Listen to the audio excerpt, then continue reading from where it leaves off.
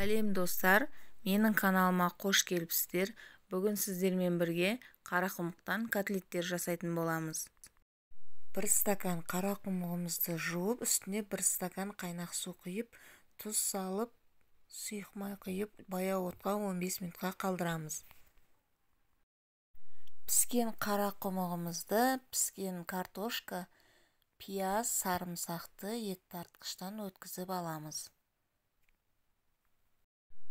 Бұл котлеттерді қарақұмық жемейтін адамдар қалай жегенін білмей қалады. Қарақұмықта адам организміне керекті дәрумендер көп.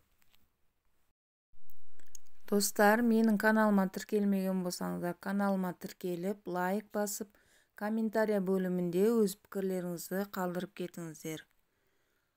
Енді біз тартылған ет, жұмыртқа, тұз, бұрыш қосып, жақсылап араластырамыз.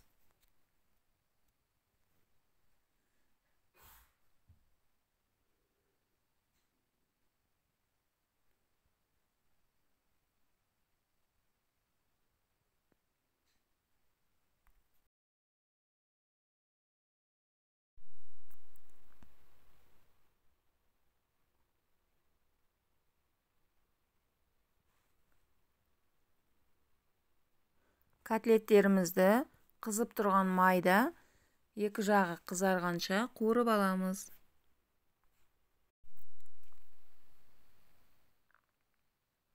Міне біздің котлеттеріміз дайын болып шықты. Өте дәмді болды. Рецептім ұнап жатса, сіздер де дайындап көріңіздер.